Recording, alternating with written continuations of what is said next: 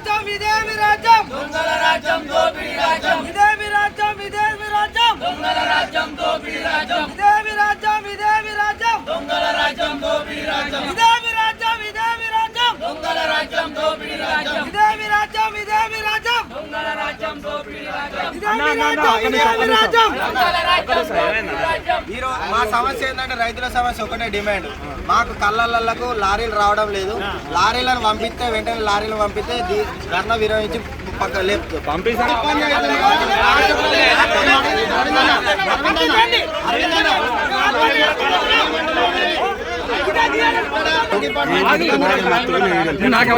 జనాలకు ఇబ్బంది కలుగుతున్నా మీరంటారా రైతులు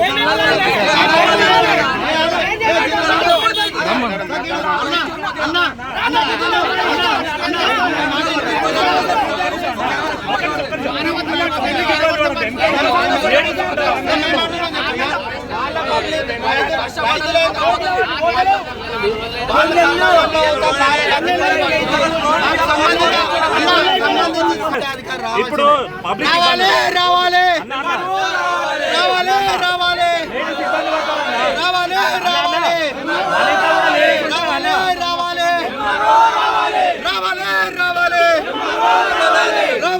రావాలి రావాలి రావాలి రావాలి ఇక్కడ ఉన్న రైతులకు ఒకటి చెప్తున్నా ఒక్క వడ్ల బత్త తెప్పిరు ఇక్కడ రైతులు ఒక్క వడ్ల బత్త తెప్పిరు ఒక్క వడ్ల బత్త తెప్పిరు కలెక్టర్ రాబోతే అడుగు కలెక్టర్ తెప్పించి ఇప్పుడు లారీ పెట్టి జోక్పిస్తా ఒక్క వడ్ల బత్త తెప్పిరు అంతే ఇక్కడ నుంచి రావాలి రావాలి ఇప్పుడు ఈ దొంగల రైతు ఉన్నంతసేపు ఇట్లా సాగుకు వచ్చింది ఇప్పుడు ఇదే రైతు ఆత్మహత్య చేసుకున్న పరిస్థితి వస్తుంది ఇది కాంగ్రెస్ ప్రభుత్వం కాబట్టి ఇది రేవంత్ రెడ్డి ఏమన్నారు 90% అయిపోయింది ఎక్కడ ఫోన్ చేయండి నేను తీసుకుంటా అరే కలెక్టర్ ఇక్కడ నుంచి ఎంఆర్ఓ కానీ కలెక్టర్ వచ్చి మనకు హామీ ఇచ్చేదాకా లేసేయలేదు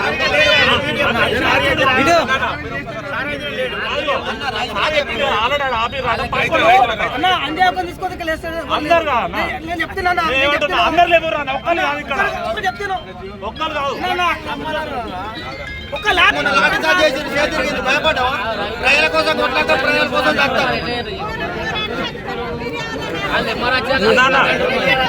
పంపిస్తాను మాట ఇచ్చింది కదా అయ్యో మీరు దాన్ని కూడా కోఆపరేట్ చేయకపోతే ఎట్లా రమ్మనే మన ఏమంటున్నా సామ్రాజ్యాన్ని అంటున్నా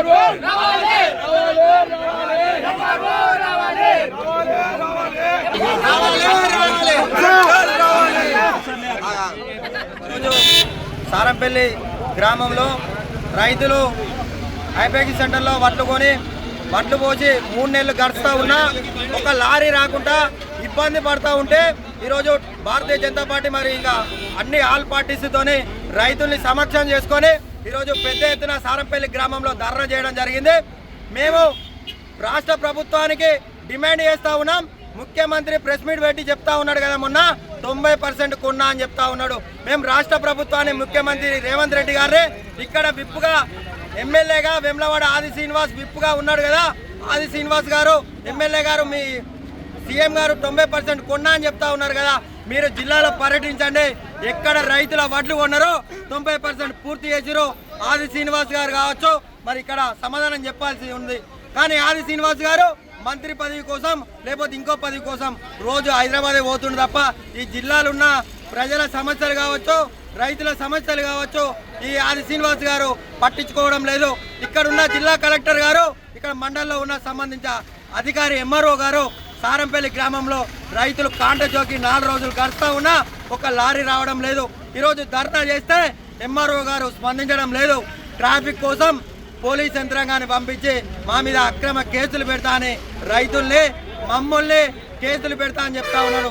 ఈ రాష్ట్ర ప్రభుత్వానికి చెప్తా ఉన్నాం, నువ్వు 100 కేసులు పెట్టుకున్నా భయపడేది లేదు, జదిరేది లేదు. సత్తే ప్రజల కోసమే, బతుకుతే ప్రజల కోసమే అని చెప్పి పార్టీలను డిమాండ్ చేస్తూ ఉన్నాం. మేము అడుగుతా ఉన్నాం, గంట లోపల ఎంఆర్ఓ గారు హామీ ఇచ్చిండు, గంట లోపల లారీలు పంపిస్తారు, 2 లారీలు అని. 2 లారీలు గిట్ల రాకపోతే ఈ మండలి మొత్తం దిగ్బంధం చేస్తాం. తంగనపల్లి మండలంలోకి ఒక్క వెహికల్ రాకుండా మండలి మొత్తం దిగ్బంధం చేస్తాం. రైతులేందో ఈ తంగనపల్లి నుంచే కాంగ్రెస్ ప్రభుత్వానికి చూపెడతాం.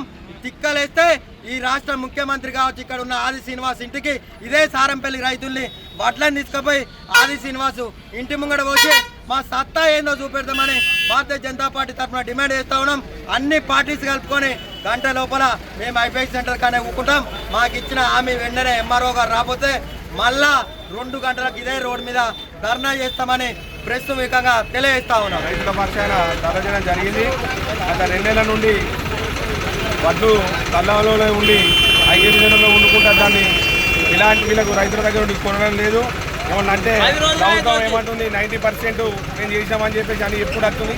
మీరు 90% చేసినట్టు కదా, ఊళ్ళో కూడా చూడు రైతులు అడుగురు, మీరు 90% ఎక్కడైనా పడుతుంది, మీరు ఎక్కడ దూకపోయారు, ఓన్లీ మీకనే కొంతమందికే పోతున్నాయి. ఈ మీద రైతులందరూ కాదా, వీళ్ళు పండిస్తేనే రైతులు కాదా?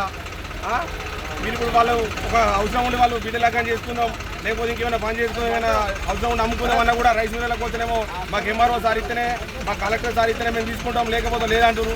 మరి వీళ్ళు అటుగాక ఇటు కాకుంటే కొంతమంది ఆత్మహత్య చేస్తున్నారు కూడా, కొంతమంది ఎండనక కూడా ఎండలు ఉండి వడదెబ్బ తాకుంటూ కూడా కొంత చనిపోయి ఉన్నారు. ఇది అంతా మీకు రైతులు ఏడ్చిన రాజ్యం కలకాలంలో మీకు మంచిది కాదు. ఇక మేము చెప్తున్నాం, మీకు రైతు లేని రాజ్యం లేదు.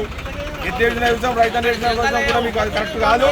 ఇక మీకు ఖచ్చితంగా మేము ఈ రైతులకు లారీలు తీసుకొచ్చి పంపించి సకాలంలో పట్టుకోవాలని మేము చెప్తూ బీఆర్ఎస్ పార్టీ తరఫున మేము డిమాండ్ చేస్తున్నాం.